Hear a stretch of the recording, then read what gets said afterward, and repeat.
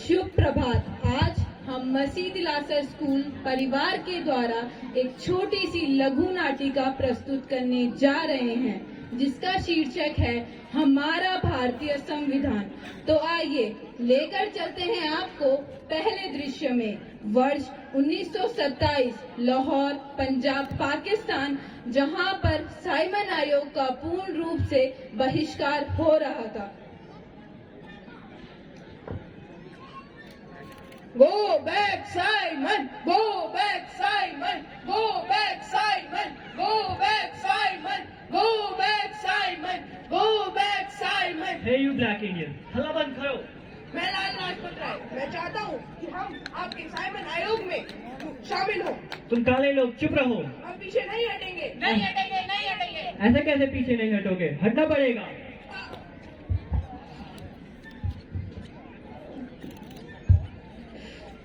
मुझे पड़ी लाठियां ब्रिटिश राज्य के ताबूत की आखिरी कील होगी।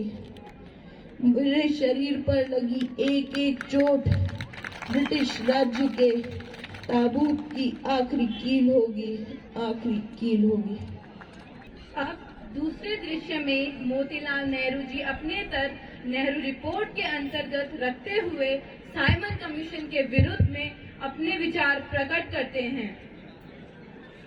इनकलाब, इनकलाब, इनकलाब, इनकलाब। ये अंग्रेज क्या समझते हैं कि हम इनके बिना नवराष्ट्र का निर्माण नहीं कर सकते?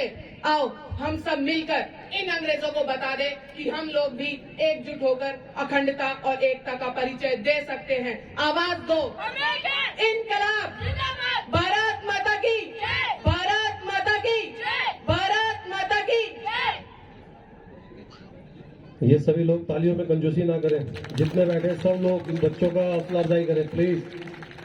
अगला दृश्य वर्ष 1929 का लाहौर अधिवेशन, जब पहली बार पूर्ण स्वराज की मांग की गई थी।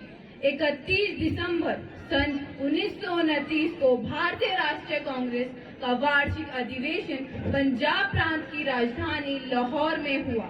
इस ऐतिहासिक अधिवेशन में कांग्रेस के पूर्ण स्वराज घोषणा पत्र तैयार किया गया तथा पूर्ण स्वराज को भारतीय राष्ट्रीय कांग्रेस का मुख्य उद्देश्य भी घोषित किया गया। मैं जवाहरलाल नेहरू आज ये ऐलान करता हूँ कि आज से हमारे आंदोलन का सिर्फ और सिर्फ एक ही उद्देश्य होगा, पूर्ण स्वराज, पूर्ण स्वराज, पूर्ण स्वराज। ये लड़ाई आगे बढ़ती ही गई और सत्य की असत्य पर, अहिंसा की हिंसा पर तथा सच की झूठ पर लड़ाई का सिलसिला ऐसा ही चलता गया, जिसमें आखिरकार सत्य की विजय हुई। और वह पल भी आया जब 14 अगस्त सन 1947 की रात 12 बजे भारत को स्वतंत्र घोषित कर दिया गया। तो आइए देखते हैं अगले दृश्य में।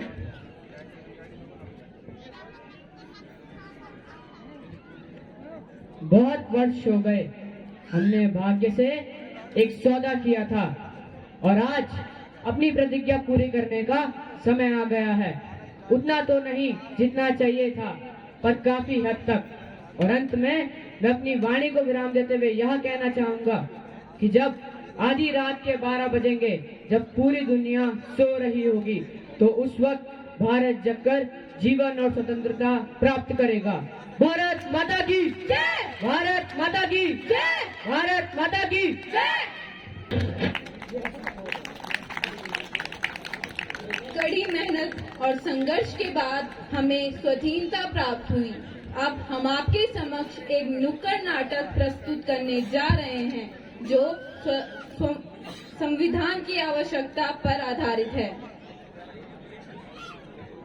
1 2 3 4 सबकी है यही पुकार। 1 2 3 4 भारत माँ की जय जयकार। 1 2 3 4 हम सबकी है यही पुकार। 1 2 3 4 भारत माँ की जय जयकार। हमें आजादी तो मिली, पर हमारा कोई संविधान न था। परंतु आजादी के बाद ऐसी क्या जरूरत पड़ी कि हमें अभी भी एक कानून और संविधान की जरूरत थी। असमानता, गरीबी, भेदभाव और सबसे बड़ी दो समस्याएं धर्म के नाम पर दंगे फसाद और अस्पृश्यता यानी छुआछूत।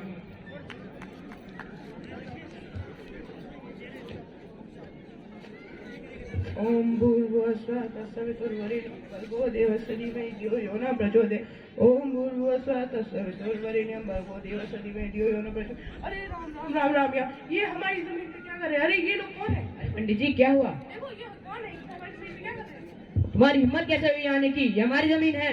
या अल्लाह, भाईजान देखो इसे, ये क्या बोल रहा है?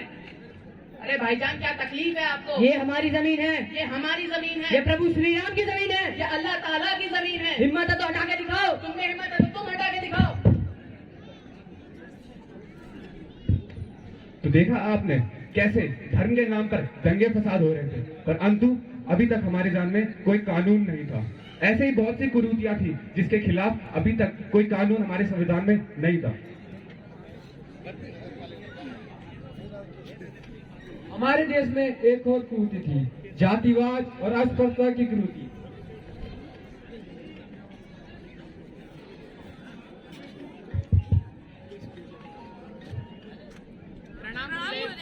प्रणाम प्रणाम। तो बच्चों, आज हम वेदों के बारे में पढ़ेंगे। तो वेद गुरुदेव आओ। अरे बस बस, तुम्हारा दाखिला कैसे हो गया भीमराव? अरे नहीं, चलो वहीं बैठो। चलो बच्चों, मुझे यह कौन बताएगा कि सबसे पुराना वेद कौन सा है? गुरुदेव ऋग्वेद। अरे तुम चुप रहो, तुम्हें बोला ना एक बार में। गुरुदेव ऋग्वेद। शाबाश बेटा, ऐसे पढ़ते रहो।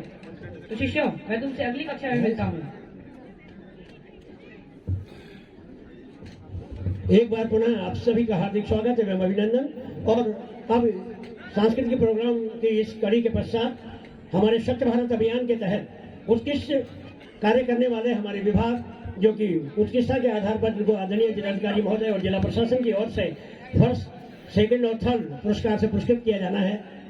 आप सभी से हमारा अनुरोध है। इसमें हमारा प्रथम पुरस्कार मुख्य शिक्षा अधिकारी कार्यालय